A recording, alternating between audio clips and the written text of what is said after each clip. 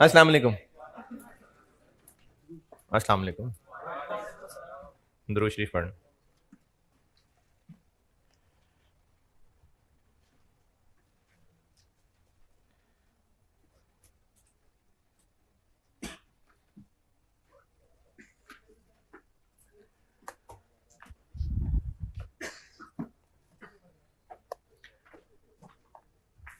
अच्छा, जो भी कुछ देर पहले पास हुए हैं उनको अपना आप हाईली क्वालिफाइड लग रहा है ना, अब चीजें समझ आएंगी ज्यादा। हाँ, अब है जी वेलकम टू सीए, आपका सीए शुरू हो रहा है।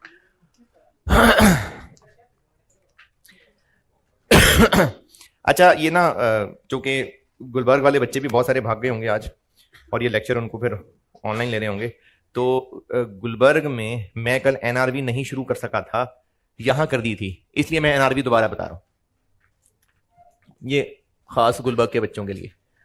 नेट रिलाइजेबल वैल्यू, जीटी वाले भी चलो दोबारा सुन ले। आपने लिखा हुआ है, कल दोबारा ना लिखना, लिखा हुआ है, मैं बस ये दोबारा बता रहा हूं क्योंकि ये मैं नहीं शुरू कर सका था वहां। Net realisable value, net realisable value का कॉन्सेप्ट ये है कि जो स्टॉक हमारे पास ईयर एंड पे मौजूद है, यानी क्लोजिंग स्टॉक, कॉस्ट क्या है पास्ट के, उनको यहां तक लाने के लिए कितना खर्चा हुआ था, चाहे वो ट्रेडिंग बिजनेस है चाहे मैन्युफैक्चरिंग बिजनेस है। हाँ याद आया, होमवर्क दिया था एक, तो किया भी होगा। मेन मसला तो मैंने कल जवाब दे ही दिया था, लेकिन चलो दोबारा बता देता हूं। उस पॉइंट 2 में जितने खर्चे हैं उनमें से आपने सिर्फ पहला कॉलम लेना है फैक्ट्री वाला, और रॉ मटेरियल वेयर हाउस वाला कॉलम लेना है, बस बाकी किसी काम के नहीं है, क्योंकि फैक्ट्री के खर्चे तो फैक्ट्री के हैं ही हैं, रॉ मटेरियल के स्टोर के खर्चे भी फैक्ट्री के खर्चे हैं, तो इनको मिला मिला के लिखना था। एक ये बात थी। दूसरी बात, सबसे आखिरी पॉइंट, 15 लाख नहीं 13 लाख 15 लाख, आखिरी पॉइंट क्या है, 1560, इतनी कॉस्ट वाला मटेरियल निकाल के स्टोर से फेंक दिया था। ये हो गया cost of all other outs. तो मटेरियल कंज्यूम्ड निकालने के लिए opening raw material plus purchases minus ये जो निकाल के बाहर फेंका माइनस क्लोजिंग स्टॉक, ये डायरेक्ट मटेरियल कॉस्ट निकलेगी। ये दो बातें थी इसमें मेरी बताने वाली। अब आप बताएं जो इसमें पूछना है, अगर किया है तो इसमें जो मसला है बताएं। 2 पॉइंट मुझे लगते थे वो बता दिए, आपने कुछ और पूछना है तो पूछ। हाँ भाई, अगली गली वाले कुछ नहीं पूछना। नेट रिलाइजेबल वैल्यू, अच्छा जो तीनों सवाल है ना, ये पास पेपर के ही हैं, लेकिन ये FAR1 के हैं। उन दिनों में ये इन्वेंट्री वैल्यूएशन FAR1 में भी होती थी। नेट रिलाइजेबल वैल्यू, इसकी मैं रीजन जीटी में भी नहीं बताई थी, बाद में बताऊंगा। अभी सिर्फ इतना बताया था कि स्टॉक जो हमारे पास ईयर एंड पे मौजूद है, एक वैल्यू है कॉस्ट और एक वैल्यू है एनआरवी। स्टॉक किस अमाउंट पे फाइनेंशियल स्टेटमेंट्स में आएगा, वैल्यू जो कि है lower of cost and NRV, यानी इन दो वैल्यूज का मुकाबला होना है। कॉस्ट पास्ट को रिफ्लेक्ट करती है, कॉस्ट पास्ट है, और एनआरवी फ्यूचर को रिफ्लेक्ट करती है। तो जो ईयर एंड पे स्टॉक मौजूद है, हमने दो वैल्यूज कैलकुलेट करनी है, इनको क्यों कंपेयर करना है, इनमें से लोअर क्यों लेना है, इस क्यों की साइंस बताऊंगा। अभी सिर्फ इतनी बात हो रही है कि कॉस्ट निकालनी कैसे बता चुका, एनआरवी कैलकुलेट कैसे करनी है बताने लगा हूं, क्यों कंपेयर करना है, इस क्यों की वजह अभी नहीं बताई, वो उम्मीद है कल बताऊंगा। तो ईयर एंड पे जो स्टॉक मौजूद है उसकी कॉस्ट क्या है, यहां तक लाने में क्या खर्चा आया था, और एनआरवी क्या है, कुछ है जो फ्यूचर की वैल्यूज हैं, और वो कुछ क्या है, इसके लिए एनआरवी के बड़े बूढ़ों के बनाए हुए फार्मूले हैं, जो पॉसिबल शक्लें हैं उनके फार्मूले बता रहा हूं। एक बता रहा हूं, अगर ट्रेडिंग बिजनेस हो या मैन्युफैक्चरिंग बिजनेस हो, उसकी फिनिश गुड स्टोर में पड़ी है, इनके लिए एनआरवी का फार्मूला, नेट रिलाइजेबल वैल्यू होती है कि जो स्टॉक पे चीजें पड़ी हैं, कल को जब बेचेंगे तो कितने की बिकेंगी, माइनस बेचने के लिए मजीद क्या खर्चा होगा। ये क्यों नहीं, ये तो हो चुका। हम एनआरवी की कैलकुलेशन करेंगे कि कल को बिकेगा कितने का, एक्सपेक्टेड सेल वैल्यू, माइनस बेचने के लिए मजीद कितना खर्चा होगा, एक्सपेक्टेड कॉस्ट टू सेल। तो चाहे ट्रेडिंग हो चाहे मैन्युफैक्चरिंग हो, फिनिश गुड्स इन्वेंट्री की एनआरवी है। चाहे ट्रेडिंग हो चाहे मैन्युफैक्चरिंग हो, अगर फिनिश गुड्स थोड़ी सी टूटी फूटी हैं, क्या लिखा था मैंने, अच्छा, for goods to be sold after repair या रीवर्क, यानी ये वो गुड्स हैं जो थोड़ी सी खराब है, हमने इनकी मरम पट्टी करा के बेचना है। तो एनआरवी का कॉन्सेप्ट यही है कि कल को क्या होगा, नेट। तो इस सूरत में NRV is equal to expected sale value minus बेचते हुए क्या खर्चा होगा, expected cost to sell, minus ठीक करेंगे तो बेचेंगे तो एक्सपेक्टेड कॉस्ट टू रिपेयर या रीवर्क। तो ट्रेडिंग बिजनेस हो चाहे मैन्युफैक्चरिंग हो, गुड्स की ये दो शक्लें हो सकती हैं।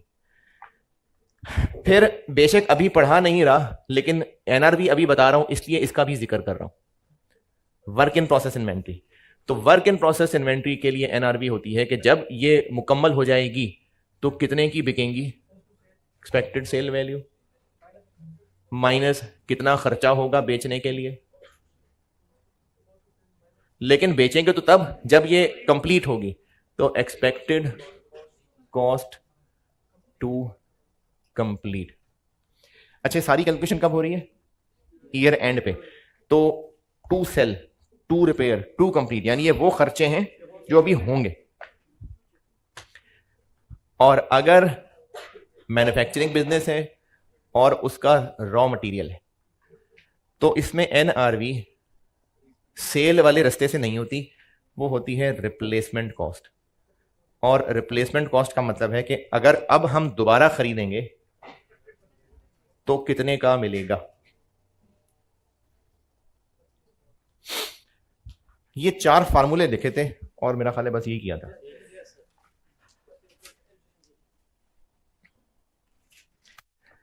चलें, अब ना मैं आपको एनआरवी की कैलकुलेशन के लिए कुछ नसीहतें बता रहा हूं, कुछ इंपॉर्टेंट पॉइंट्स बता रहा हूं, ये समझाता जाता हूं, लिखवाता जाता हूं, और फिर हम एग्जाम प्रैक्टिस करते हैं इसकी। तो आप कह दें important points for NRV calculation. NRV calculation के लिए कुछ नसीहतें बता रहा हूं।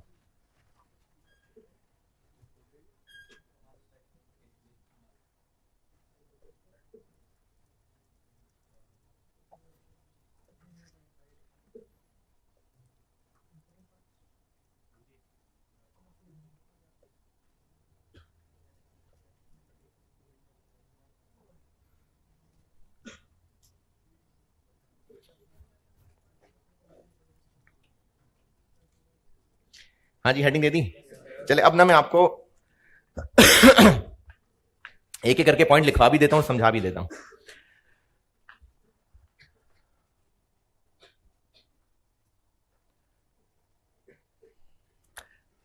बल्कि चले, मैं पहले आपको अभी वजह बता देता हूं ताकि उन पॉइंट्स पे कोई कमी ना रह जाए। ईयर एंड पे स्टॉक पड़ा हुआ है जिसकी कॉस्ट है 200। एसेट क्या होता है, मेन कॉन्सेप्ट पूछ रहा हूं बस, जिससे फ्यूचर बेनिफिट्स मिलने होते हैं। अच्छा, अगर अब ये अकाउंटिंग की बात, अगर एक डेटर है जिससे हमें पैसे मिलने की उम्मीद नहीं रही, डूब जाने पैसे, तो 50 का डेटर है, तो उसको एहतरामन एसेट कहते रहें, या अगर पैसे डूबने हैं तो कम कर लें, कम कर लें। मकसद एसेट को औकात से बढ़ा के नहीं बताना। जब हमें नजर आ रहा है कि एसेट से अब उसकी वो वैल्यू मिलनी ही नहीं है तो उसको कम कर लेंगे। अच्छा, जिन्होंने एफआर 1 पढ़ लिया, उनकी बात कर रहा हूं। IAS 36 इंपेयरमेंट, जब नजर आ रहा है कि रिकवरेबल अमाउंट उतनी नहीं रही तो राइट डाउन कर लेते हैं। ये एफआर 1 पढ़े हुए लोगों के लिए था। तो इसी तरह से अगर स्टॉक हमारा एसेट है और वो हमारी बुक्स में 200 पे आ रहा है, तो मैनेजमेंट ये देखेगी कि क्या इससे इतना बेनिफिट मिलेगा या नहीं मिलेगा। अगर, अच्छा, बेनिफिट कैसे मिलेगा, कब मिलेगा, जब बेचेंगे। तो जब बेचेंगे इतने पैसे मिलेंगे, लेकिन इतना खर्चा करेंगे तो इतने मिलेंगे, तो नेट कितने पैसे मिलेंगे, एनआरवी। अगर मैनेजमेंट को लगता है कि हम इनको बेचेंगे तो नेट हमें 220 तो मिल ही जाएगा, और ये कोई हैरानी की बात नहीं है, मिलना चाहिए। क्यों भाई, प्रॉफिट कमाने बैठे हैं ना, तो महंगाई बेचेंगे, तो नॉर्मली एनआरवी ज्यादा ही हुआ करती है। अब जब ज्यादा है एनआरवी तो तसल्ली हो गई देख के, और बैलेंस शीट बनाते हुए इन्वेंट्री कितने पे लिखें, 200 पे, क्योंकि हमारा एसेट तो 200 है। लेकिन अगर मार्केट के हालात हो गए हैं अब खराब, या हमारी गुड्स ही अब खराब हो गई हुई हैं और हमें लगता है कि इनसे हमें 150 मुश्किल से मिलना है, तो अब इस एसेट की औकात 200 रही नहीं, हमें इसको 150 पे ले आना चाहिए। इसलिए बड़ों ने रूल बना दिया लोअर ऑफ कॉस्ट एनआरवी। वरना कॉन्सेप्ट क्या है? कॉन्सेप्ट यह है कि एसेट को जब कॉस्ट पे, क्योंकि एसेट तो हमारा 200 का है, जब इसको 200 का एसेट दिखाने लगे तो बस ये तसल्ली कर लें कि 200 रिकवर होगा कि नहीं होगा। अगर होता नजर आ रहा है तो बेफिक्र होकर इसको एसेट बताएं, लेकिन अगर इसकी औकात इतनी नहीं है, गिर गई औकात, तो फिर इसको अपनी औकात पे ले आए। तो इसलिए रूल क्या बन गया? Lower of cost NRV. ये रीजन है। अच्छा जी, अब मैं आपको ना इंपॉर्टेंट पॉइंट्स बता रहा हूं एनआरवी कैलकुलेशन के, मिसालों से समझाता जाऊंगा और फिर अंग्रेजी भी लिखवा दूंगा। पहला पॉइंट समझाने लगा, पहले समझ लेना फिर लिखना हो तो लिखना। स्टॉक में हमारे पास 3 तरह के प्रोडक्ट पड़े हुए हैं जिनकी कॉस्ट है 30,000, 50,000 और 20,000, और एनआरवी है 28 और 64 और 19।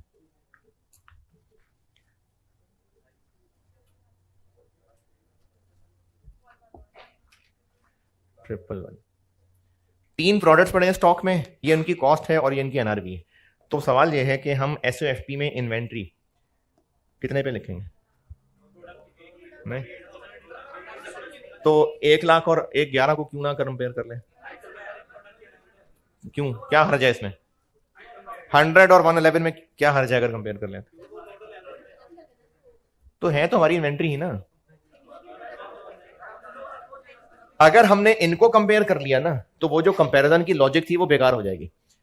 हम यही कह रहे थे कि कोई इन्वेंट्री औकात से बढ़ा के नहीं बतानी। तो ये कंपेयर करने से क्या होगा कि ए और सी की गिरी हुई औकात बी की अच्छाई में छुप जाएगी।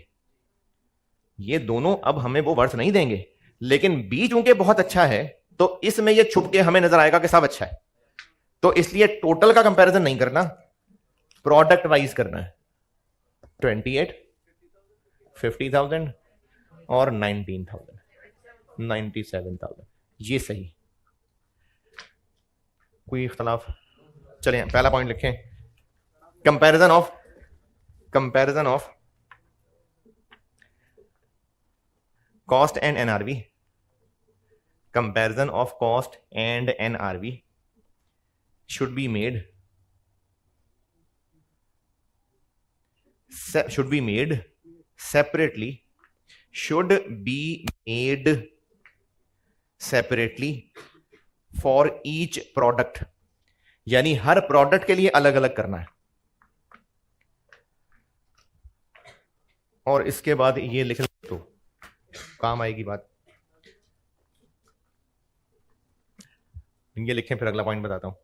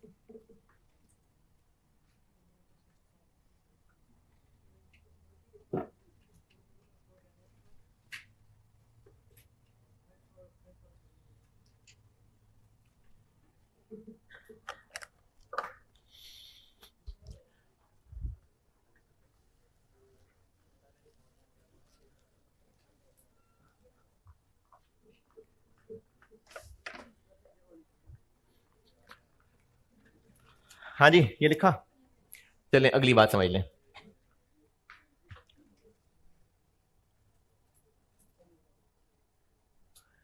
प्रोडक्ट ए के स्टॉक में 4000 यूनिट्स पड़े हुए हैं और इनकी कॉस्ट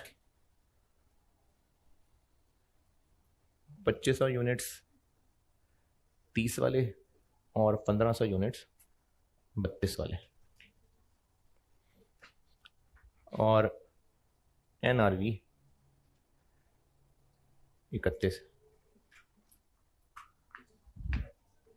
हाँ जी, अच्छा चलें पहले आसान बात करता हूं।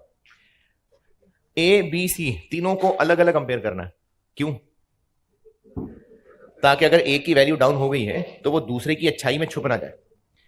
लेकिन ए के अगर 400 यूनिट्स हैं सब एक जैसे, तो उनमें से हर एक की अलग अलग कॉस्ट NRV कंपेयर करें? नहीं, सब एक जैसे। प्रोडक्ट अलग अलग थे तो इनकी अलग अलग सेल वैल्यू थी। जब प्रोडक्ट ए के सारे यूनिट्स हैं ही एक जैसे तो फिर उनमें अलग अलग कंपैरिजन की जरूरत नहीं है। चलें अब यहां प्रोडक्ट ए के सारे एक जैसे यूनिट्स हैं और FIFO मेथड है। ये क्लोजिंग स्टॉक है, FIFO मेथड है, ये क्लोजिंग स्टॉक ही लिखा है। FIFO मेथड है तो वैल्यू कैसे निकालें? हाँ जी, इनमें 30 को 31 से कंपेयर करें और इनके लिए 32 को 31 से कंपेयर करें? नहीं, है प्रोडक्ट ए और सारे एक जैसे यूनिट्स। डायरेक्ट से कैमरा, यानी इनको अलग और इनको अलग कंपेयर नहीं करेंगे। यानी हम लोग करेंगे कि कॉस्ट निकालेंगे 2500 इंटू 30 प्लस 1500 इंटू 32, क्या बनी? 1 2 3। और NRV क्या बनी? 4000 इंटू 31, 1 2। तो ये तो बिल्कुल ऐसा ही है कि अगर प्रोडक्ट एक है तो उसके जितने भी यूनिट्स हैं उनमें से हर एक को अलग अलग नहीं कंपेयर करना, क्योंकि प्रोडक्ट ही एक है, यूनिट्स ही एक जैसे हैं, तो उनकी टोटल कॉस्ट और टोटल NRV कंपेयर कर लें। समझ आया? मैं पहले पूरी बात कर लूं फिर लिखना। अच्छा, सिर्फ कैलकुलेशन में आसानी हो इसलिए कह रहा हूं, आपकी अकल पे एक बात अज्यूम कर रहा हूं। चले नहीं करता, बता देता हूं। चले चांस ले लेते हैं, देखते हैं बता सकते हैं कि नहीं। अगर स्टॉक में 4000 यूनिट्स होते और सारे के सारे 30 वाले, यानी एक ही रेट होता, और NRV 31 होती, तो क्या अब भी टोटल करके कंपेयर करें या 31 को भी कंपेयर करें तो चल जाएगा? चल जाएगा ना, पक्की बात है। क्यों? क्योंकि सबका एक ही रेट है। फिर आप बेशक पर यूनिट कंपेयर कर लें, वरना असल में करना क्या चाहिए? टोटल। ये बात ठीक है ना? चलें दूसरा पॉइंट ये लिख लें, बल्कि ठहरे, इनमें से 3200 बिल्कुल फिट है, 800 टूटे फूटे हैं, इसलिए NRV 3200 की और है और 800 की और। अब क्या करें? अब 3200 को अलग और 800 को अलग, क्योंकि अब ये फिजिकली डिफरेंट हो गए। चलो कमाल हो गया, लिखिए पॉइंट।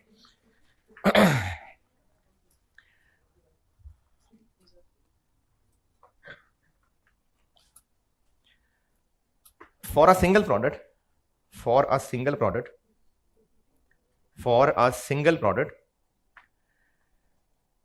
total cost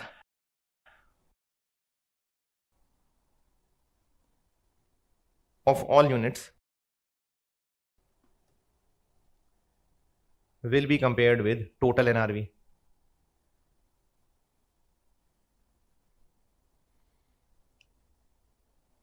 अच्छा, अगर जो मैं अंग्रेजी बता रहा हूं ये पूरी पिक्चर ना बता रही हो तो अपने अल्फाज में आप और बढ़ा लेना बात को। अब मैं पॉइंट 1 से कंपेयर करके कहता हूं। पॉइंट 1 में हमने क्या किया था कि इसका और इसका मुकाबला गलत था। टोटल का कंपैरिजन क्यों गलत था?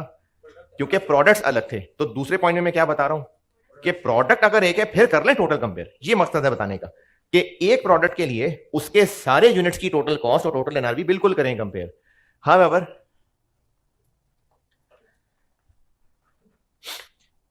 if some units of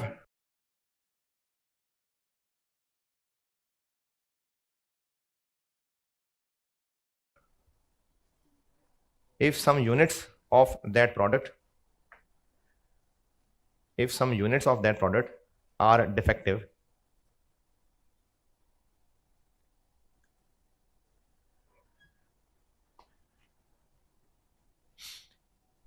then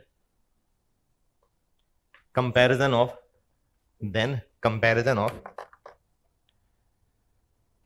cost and NRV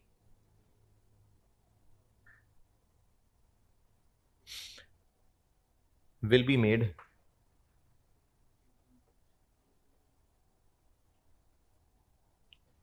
separately for defective units and normal units. तो फिर डिफेक्टिव यूनिट्स और नॉर्मल यूनिट्स के लिए अलग अलग करेंगे कंपैरिजन।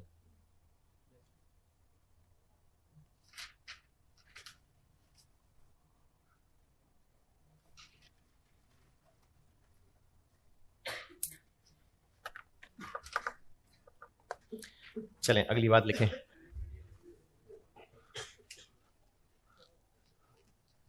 ये लिखना, ये तो मैंने पूरा लिखा ही नहीं, इसमें लिखेंगे क्या? लेकिन आगे क्या कहा है मैंने? कुछ भी नहीं। अच्छा चल लिख लो, लिख लो।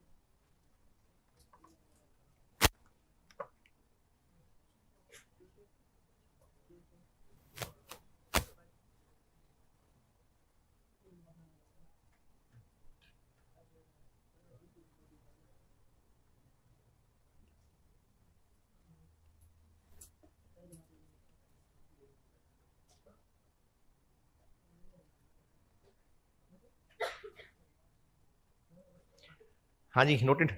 चलें तीसरा पॉइंट समझा रहा हूं। हमारे पास स्टॉक में 500 यूनिट्स पड़े हुए जिनकी कॉस्ट है 3000 रुपए, लेकिन ये सारे के सारे टूटे फूटे। अब इनको बेचने के हमारे पास दो रास्ते हैं। एक रास्ता यह है कि इनको ऐसे ही किसी कबाड़िए को बेच दें और 1800 रुपए का बेच दें। दूसरी ऑप्शन है कि इसकी थोड़ी बहुत मरम पट्टी करा लें, थोड़ा सा इसका हालत बेहतर हो जाए 1000 रुपए लगा के, और फिर बेच देंगे इसको 3000 का। तो इन 500 यूनिट्स की एनआरवी कितनी? 2000 या 1800? और जिनको 2000 नजर नहीं आ रहा, चलें ये लें 2000। हाँ जी, एनआरवी 2000 या 1800। तो हम तो वैल्यू लोअर ऑफ नहीं लेते। हाँ जी, नहीं हम तो वैल्यू नहीं लोअर ऑफ, तो लोअर ऑफ व्हाट? कॉस्ट और एनआरवी। लोएस्ट पॉसिबल अमाउंट नहीं। एनआरवी कैसे निकालती है? ये तो सिंपल बिजनेस की अकल है। अगर वो उसको बेचेगा तो जाहिर है वही बेचेगा जहां ज्यादा पैसे मिलेंगे। तो इसलिए अगर एक से ज्यादा ऑप्शंस अवेलेबल हैं तो एनआरवी हमने वो लेनी है जो हाईएस्ट है। तो लिखें तीसरी बात, if more than one options to sell are available,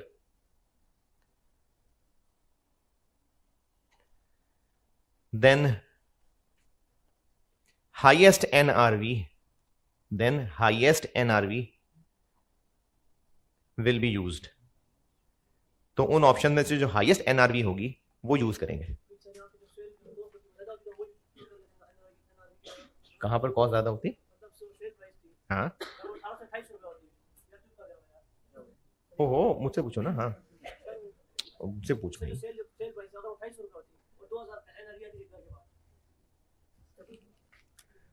अगर ये ऐसे होता हाईएस्ट, हाँ,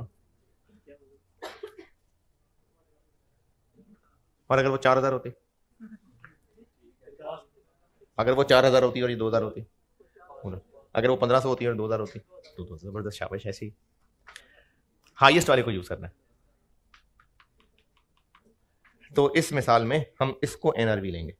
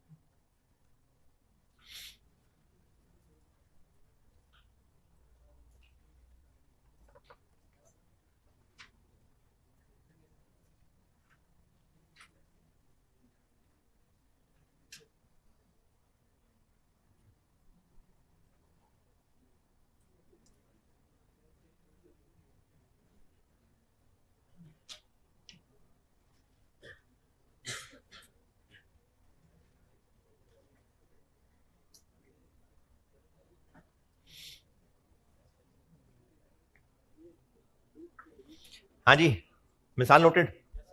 चलें अगला पॉइंट समझें।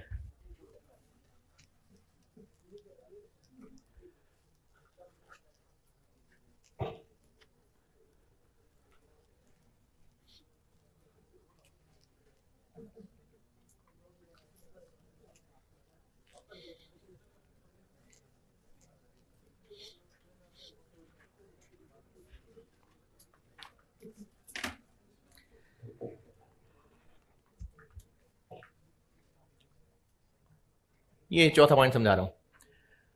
ईयर एंड पे हमारे पास कुछ स्टॉक पड़ा हुआ है, और ये है पास्ट, ये है फ्यूचर। हम गुजरे हुए साल में इसको ऑन एन एवरेज बेचते आए हैं 300 रुपए का, लेकिन अब हालात हो गए हैं चेंज। अब उम्मीद है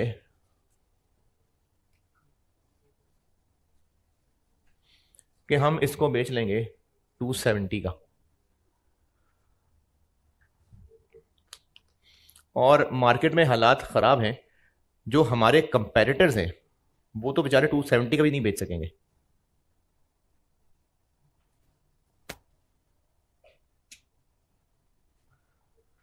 वो बेचेंगे 250 का। सवाल यह है मेरा कि एनआरवी निकालते हुए एक्सपेक्टेड सेल प्राइस क्या यूज करें? 250 का 270? 250। अच्छा, अगर 250 इस वजह से कह रहे हैं कि अब 270 होंगे। अच्छा, जो 250 कह रहे थे अब 270 है। अच्छा अच्छा अच्छा, अब 250। अच्छा, अगर आपको ये दोनों नहीं पता, बता ही नहीं सवाल में, तो फिर सेल प्राइस क्या ले एनआरवी के लिए? ये दोनों नहीं पता। अरे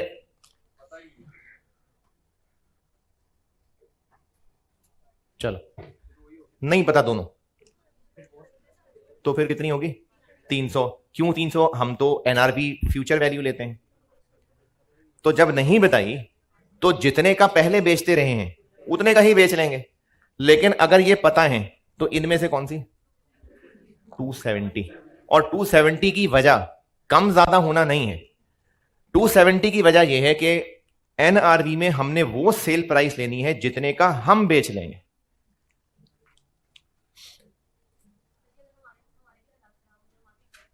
नहीं नहीं, ये हमारे हालात खराब होने के बाद ही है ना। हम 270 का बेच लेंगे क्योंकि हमारे पास सेल्स टीम अच्छी है, प्रोडक्ट हम पैकिंग ज्यादा अच्छी कर देते हैं, हम साथ सलाद भी दे देते हैं। तो हम इतने का बेच लेंगे, बाकी लोग चाहे हमसे ज्यादा का बेचें चाहे कम का बेचें, हम एनआरवी कैलकुलेट करना चाह रहे हैं कि हम कितने का बेच लेंगे। इसको कहते हैं एंटिटी स्पेसिफिक वैल्यू। तो एनआरवी कैलकुलेशन में इन तीन में से प्रायोरिटी किसको देंगे? ये। अच्छा, मैं आपको ना एक काम करके दे रहा हूं, आप देखें अगर समझ आती है बात। मैं ये क्या कहना चाह रहा हूं, प्रायोरिटी, पहली प्रायोरिटी हमने इसको देनी है, ये गिवन ही नहीं है, तो फिर ये दोनों गिवन नहीं है, तो फिर वो, तो ये मैंने फर्स्ट सेकंड थर्ड, ये फर्स्ट सेकंड थर्ड में शायर ये कहना चाह रहा है कि सवाल में अगर आपको ये सारी अवेलेबल हैं तो आपने किसको यूज करना है? इसको। ये नहीं है तो फिर इसको, और अगर ये भी नहीं है तो फिर इसको। हाँ नहीं, देखे ना, हो सकता है हम जो प्रोडक्ट बेचते हैं वो कंपैरेटर से थोड़ा सा बेहतर हो, हम शॉपर डबल कर देते हो, हम हैं तरी ज्यादा डाल देते हो, कस्टमर्स को डील अच्छा कर लेते हो, कुछ तो होगा, हम कस्टमर से कंपेटिटर से डिफरेंट होंगे, तो हमने वो वैल्यू, कम ज्यादा की बात नहीं है, हमने वो वैल्यू लेनी है जितने का हम बेच लेंगे, क्योंकि हमारी इन्वेंट्री है ना, तो जितने का, हाँ सबने अपने माल का हिसाब देना है, तो हमने वो वैल्यू यूज करनी है जितने का हम बेचना सोच रहे हैं, नहीं सोच नहीं रहे, जितने का हम बेच लेंगे ये उम्मीद है, तो हमने वो वैल्यू लेनी है जो एंटिटी स्पेसिफिक, यानी हम कितने का बेच सकते हैं, ये एनआरवी के लिए सेल प्राइस यूज होगी। अच्छा, अब ये जो मैंने यहां समझाया है, सिर्फ इसको नोट ना करें, कुछ थोड़ी बहुत उर्दू पंजाबी पश्तो लिखें कि मैंने क्या बताया। एनआरवी कैलकुलेशन के लिए सेल प्राइस क्या यूज करनी है, मैंने उसकी वैरायटियां बताई हैं, लिख लें, खुद ही लिख लें। एनआरवी के लिए हमने सेल प्राइस क्या यूज करनी है, ये मैंने वो प्रायोरिटी बताई है।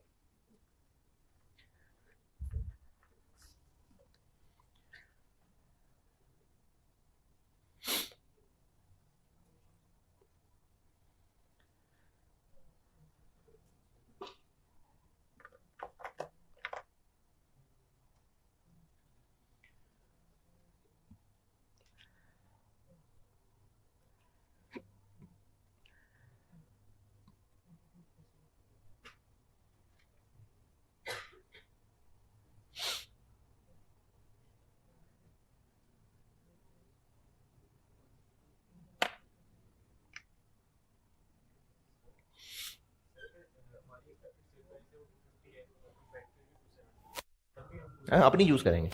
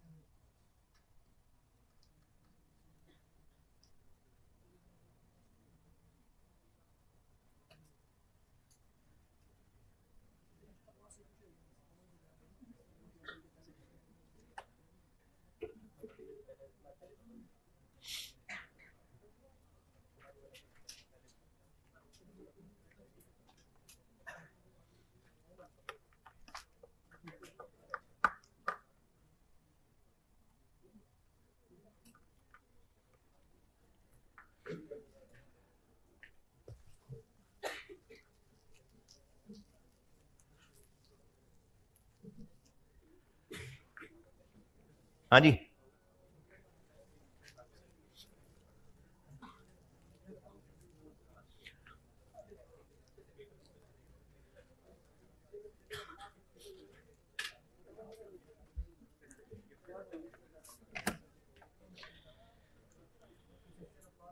अच्छा अगर तो आपको नाम से ये बात जबानी जबानी क्लियरली पता चल रही है तो ठीक है, लेकिन अगर जरा सी भी कंफ्यूजन है तो ये बात लिख लेना। कॉस्ट टू सेल में हम उन खर्चों की बात कर रहे हैं कि जो खर्चा करेंगे तो बिकेगा। इन अदर वर्ड्स, बेचेंगे तो खर्चा होगा, नहीं बेचेंगे तो नहीं होगा, उसको हम कॉस्ट टू सेल कह रहे हैं। दोबारा, कॉस्ट टू सेल में हम वो इंक्रीमेंटल खर्चा, इंक्रीमेंटल एक्स्ट्रा एडिशनल, हम उस इंक्रीमेंटल खर्चे की बात कर रहे हैं जो खर्चा करेंगे तो बिकेगा, नहीं करेंगे तो नहीं बिकेगा। या इन अदर वर्ड्स कह लें कि खर्चा होना ही तब है जब बेचेंगे तो, नहीं बेचेंगे तो नहीं होगा, उसको कॉस्ट टू सेल लेना है। नहीं समझ आया है? तो ज्वारियों के पास ना जाया करो ना यार, बुरी बात है।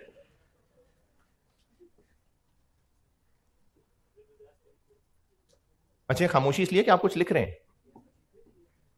क्या लिखा भला?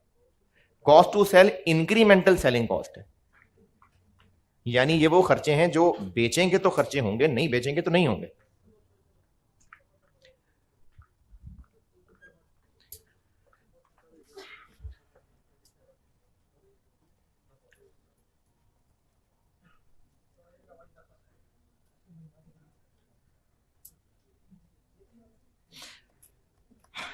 चलें जी, कॉस्ट के पास्ट पेपर का सवाल उठाते हैं।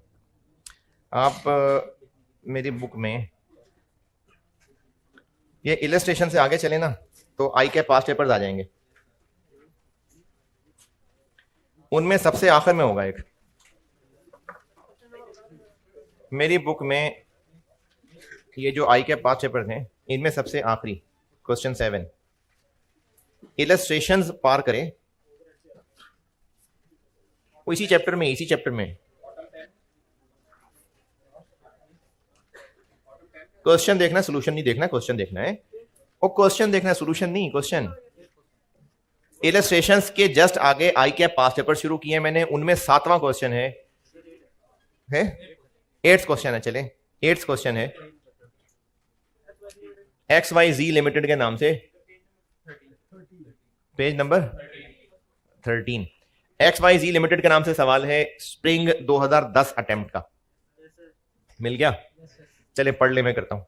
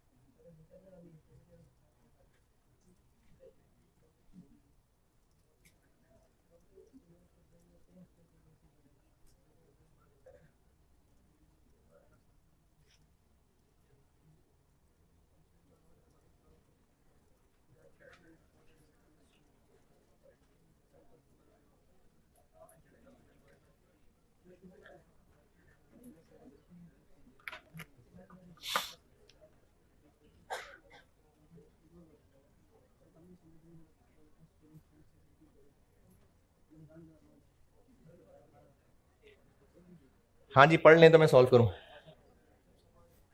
पढ़ लिया? पढ़ना था सवाल, पढ़ लिया। 4 प्रोडक्ट्स हैं, और मैन्युफैक्चरिंग बिजनेस है कि ट्रेडिंग बिजनेस? मैन्युफैक्चरिंग बिजनेस है। 4 प्रोडक्ट्स हैं, उन चारों का डाटा दिया हुआ है 31 दिसंबर 2009, और टेबल के अंदर जो भी रश मचा हुआ है, बहरहाल इन चारों का डाटा है। इस सारे डाटा का करना क्या है, ये बात की बात है, पहले रिक्वायरमेंट पढ़नी होती है। तो रिक्वायरमेंट में उसने कहा है कि 31 दिसंबर 2009 हमने जो क्लोजिंग स्टॉक की अमाउंट दिखानी है वो कैलकुलेट कर दें, यानी वैल्यू, कॉस्ट और एनआरवी दोनों में से लोअर, और 4 अलग अलग प्रोडक्ट्स हैं, तो सबका ग्रैंड टोटल नहीं, चारों की अलग अलग। तो अब टेक्निकली समझिए 4 सवाल है जिनमें हमें क्लोजिंग स्टॉक की कॉस्ट और एनआरवी निकाल के कंपेयर करके वैल्यू बतानी। ये है सवाल की अप्रोच। अब करना क्या है, क्या बेस्ट तरीका, प्रेजेंटेशन, किस तरह से सवाल लेके चलें? 4 प्रोडक्ट्स हैं, एक एक लेके चल लें। रश मचाएंगे ना तो फिर कंफ्यूजन होगी, तो एक एक प्रोडक्ट लेके सवाल करते जाते हैं। तो ये 4 सवाल हो गए, लेकिन एक एक करके चलेंगे तो कंट्रोल रहेगा। तो एक एक प्रोडक्ट की हेडिंग देके ये मैं करा रहा हूं, स्प्रिंग 10 प्रोडक्ट ए। एक एक प्रोडक्ट लेके चलते हैं। करना क्या है जी हमें, ताकि पता चले उसके लिए चाहिए क्या क्या। वैल्यू निकालनी है क्लोजिंग स्टॉक की, तो उसके लिए चाहिए क्लोजिंग स्टॉक की कॉस्ट और एनआरवी। और चूंकि प्रोडक्ट एक ही है तो सारे यूनिट्स की टोटल कॉस्ट, टोटल एनआरवी निकाल लेते हैं। लेकिन कुछ डैमेज्ड भी है, तो नॉर्मल की अलग और डैमेज्ड की अलग। ये है सवाल की अप्रोच। एक सॉल्व हो गया ना, बिल्कुल इसी पैटर्न पे चारों होने। तो हमें क्लोजिंग स्टॉक की कॉस्ट और एनआरवी निकालनी है। तो क्लोजिंग स्टॉक है कितना, पहले ये तो सामने ले आए। 5000 यूनिट्स हैं, लेकिन नॉर्मल और डैमेज्ड अलग अलग चाहिए होंगे। टोटल 5000 है और डैमेज कितने हैं, तो इसका मतलब ये 47। ये हो गया क्लोजिंग स्टॉक के यूनिट्स। अब हमें चाहिए इनकी कॉस्ट। मैन्युफैक्चरिंग बिजनेस है और कॉस्ट ऑफ क्लोजिंग इन्वेंट्री निकालनी है, तो जानना पड़ेगा कि FIFO है कि एफको है। तो क्या है, एफको है, वेटेड एवरेज एफको होता है। तो अब इसकी हमें क्लोजिंग स्टॉक की कॉस्ट निकालनी है। तो एफको मेथड क्या करें, एवरेज रेट निकालना पड़ेगा। कॉस्ट करते हैं कैलकुलेट, हमें एवरेज रेट निकालना पड़ेगा। और एवरेज रेट के लिए ओपनिंग स्टॉक की प्लस परचेजेस, शाबाश, purchases, cost of goods manufactured. Manufacturing business है, ओपनिंग स्टॉक की कॉस्ट कितनी है, 70,000, plus cost of goods manufactured कितनी है, 4 lakh, divided by opening units कितने हैं, 10,000, प्लस जितने बनाए वो कितने हैं, 50,000। ट्रेडिंग बिजनेस होता तो ये परचेजेस होती, मैन्युफैक्चरिंग है तो कॉस्ट ऑफ गुड्स मैन्युफैक्चर्ड है। तो 7.83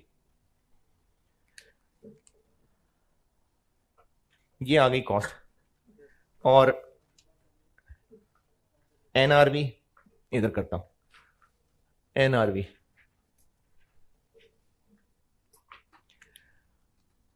एनआरवी नॉर्मल की अलग निकालनी पड़ेगी, डैमेज्ड की अलग निकालनी पड़ेगी। नॉर्मल की निकालता हूं। एनआरवी के लिए क्या क्या चाहिए, सेल प्राइस चाहिए। तो इसकी आपको, अच्छा हम भी कहां खड़े हैं, 31 दिसंबर 9 पे खड़े हैं।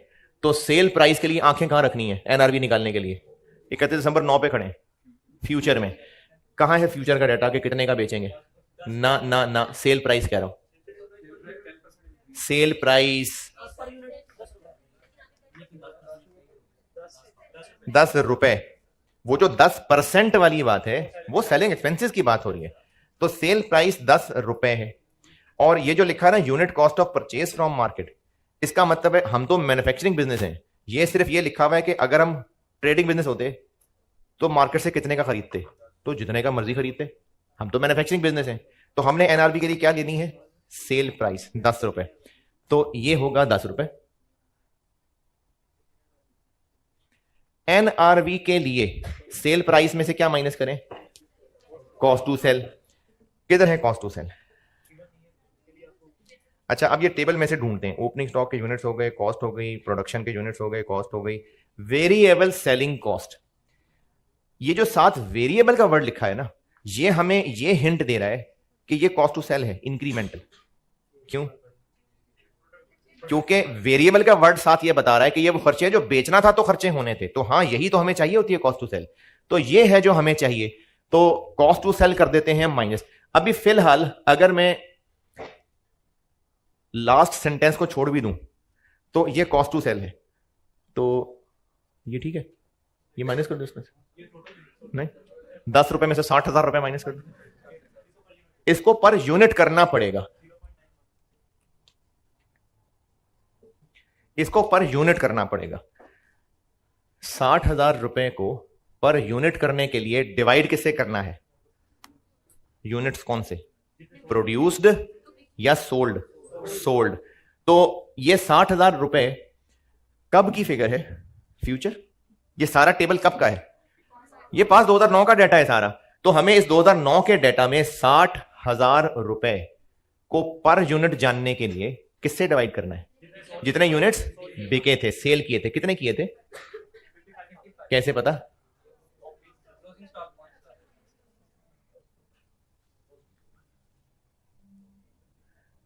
हमें यह पता है कि शुरू में कितने थे, 10,000।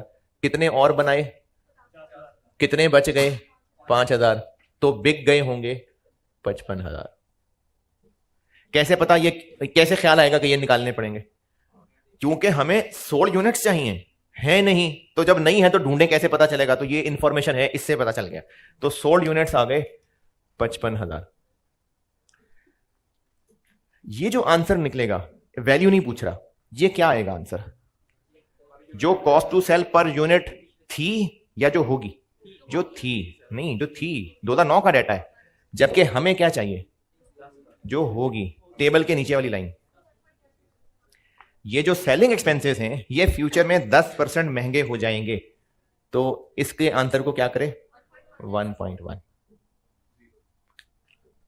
तो कॉस्ट टू सेल आ जाएगी 1.2।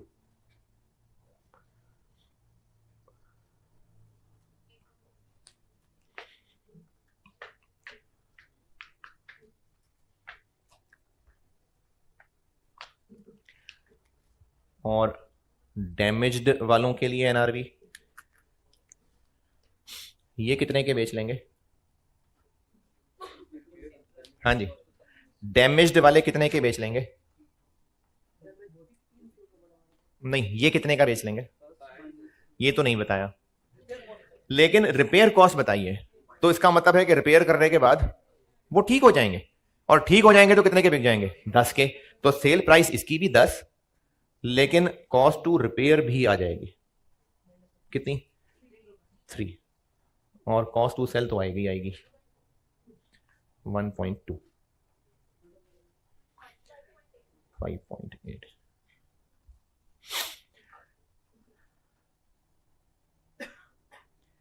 अच्छा, अभी जो कुछ देर पहले बात बताई थी, अब कॉस्ट सब यूनिट्स की पर यूनिट एक ही है, तो बेशक इसी को कंपेयर कर लें या यूनिट से मल्टीप्लाई करके पहले टोटल निकालें फिर कंपेयर करें, इसी को ही कंपेयर कर लें। तो इस सारी मेहनत का आखिरी step value, value of closing stock. तो वैल्यू ऑफ क्लोजिंग स्टॉक के जवाब में हम कहेंगे नॉर्मल। कितने यूनिट्स हैं? 47। और इन पे क्या लगाऊं? Cost NRV, cost 7.83। कितनी? 36801। और डैमेज्ड वालों पे ये मुझे वो वैल्यू यूज की आवाजें क्यों आ रही हैं? हाँ जी, डैमेज्ड वाला एनआरवी और कॉस्ट एनआरवी।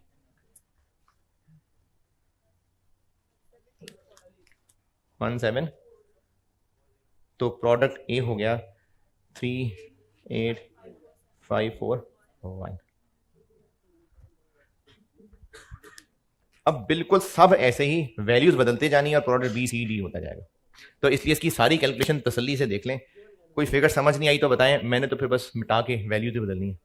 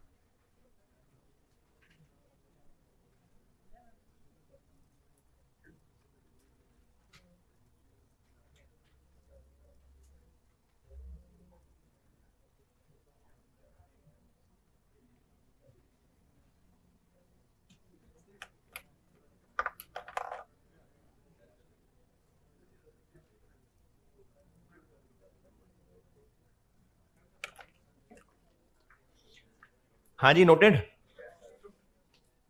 मैंने तो बीच में वैल्यूज मिटानी है बस, आपने दोबारा लिखना है।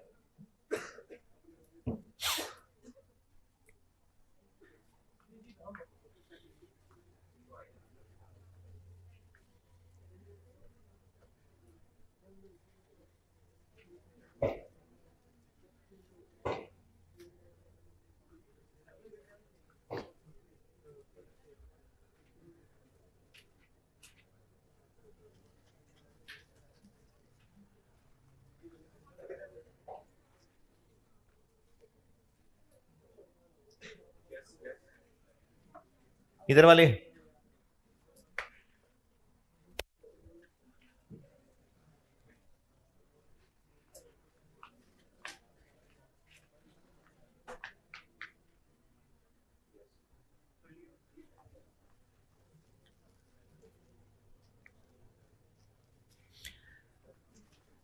चल, प्रोडक्ट बी। प्रोडक्ट बी के कितने यूनिट्स हैं? अच्छा, इस तरह के सवालों का ना फायदा यही है कि एक प्रोडक्ट हो गया तो उसके बाद फिर आसान है। 10,000। डैमेज कितने? 694। ये भी एफ को है। ओपनिंग की कॉस्ट पता नहीं, मैंने तो सुनी सुनाई बात लिखी है।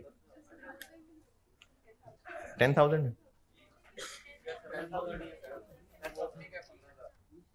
क्लोजिंग 10 ही है। ओपनिंग की अमाउंट 1,10। जितने नए बनाए उनकी cost of goods manufactured 6 lakh.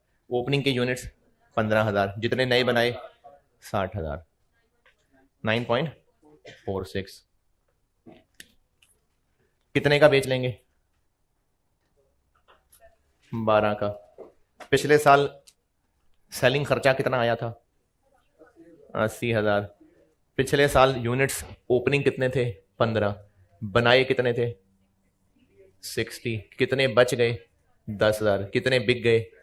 65।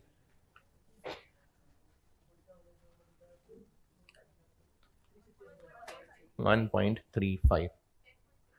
10.65। 12। मरम पट्टी कितने की होगी?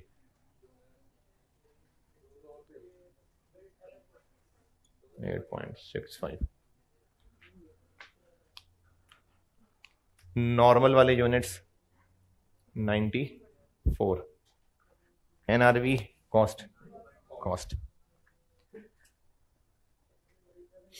डैमेज 600 है। एनआरवी और कॉस्ट। एनआरवी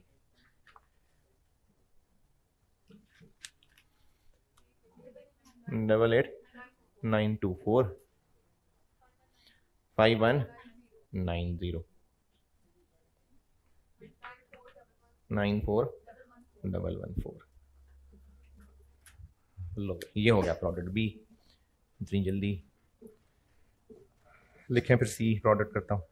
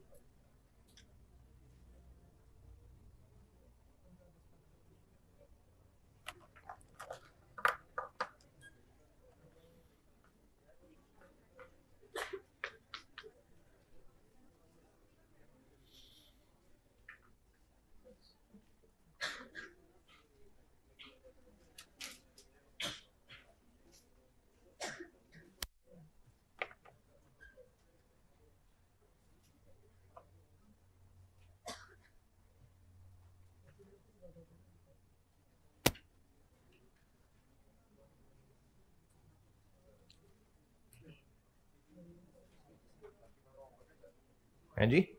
नहीं नहीं, बाकी दोनों अभी कर रहा हूं। एक साल और होमवर्क है। ये तो मैंने कर दिया है ऐसे, एक सवाल होमवर्क दे रहा हूं बस आसान सा, बाकी दोनों भी साथ करना है तो कर दें। जल्दी जल्दी नोट करें यार, बड़ा देर लगाते।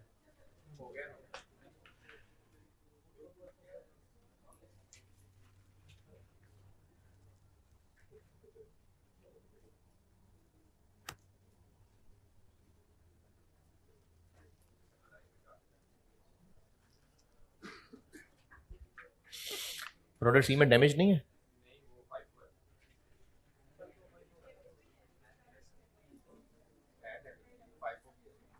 हाँ तो एवरेज वाला फार्मूला बता दिया ना।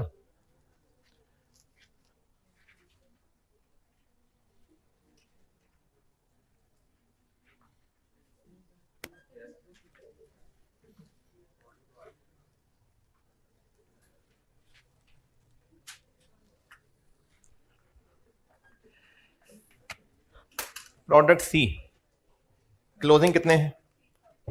15,000।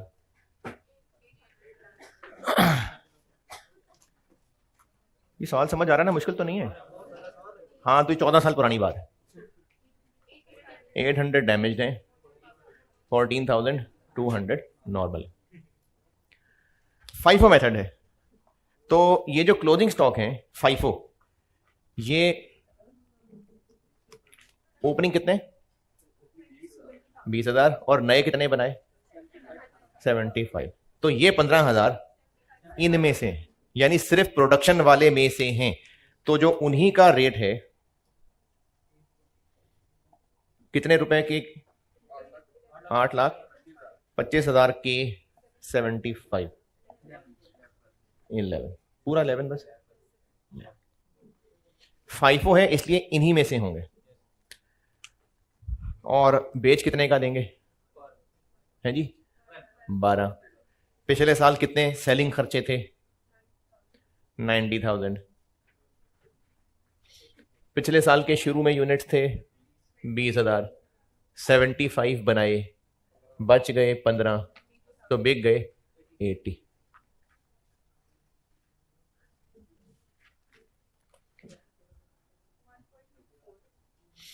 $1.24, 10.76 और रिपेयर 2.5।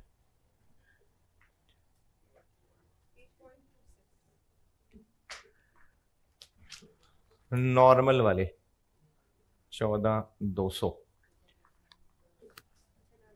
NRV 10.76। डैमेज्ड वाले NRV 8.26। 092 152792 08।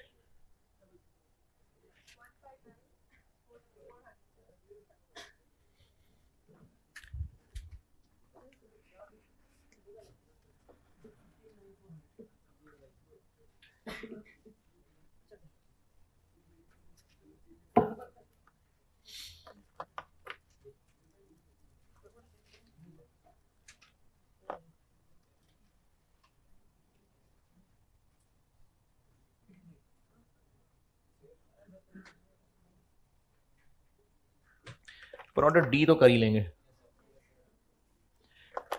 अच्छा भाई एक सवाल अच्छे बच्चे होमवर्क कर दें।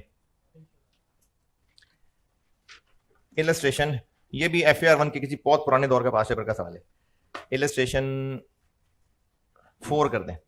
ये मैन्युफैक्चरिंग का सवाल था, ABCD 4 प्रोडक्ट, वो ABCD 4 प्रोडक्ट ट्रेडिंग का सवाल है। इलस्ट्रेशन 4 कर दीजिएगा। सुपीरियर एंटरप्राइजेस के नाम से मेरी बुक में है इलस्ट्रेशन 4। सेम 4 प्रोडक्ट हैं, वैल्यू निकालनी है, कुछ डैमेज हैं कुछ नॉर्मल हैं, बस ट्रेडिंग और मैन्युफैक्चरिंग का फर्क है, बाकी सब ऐसा ही है।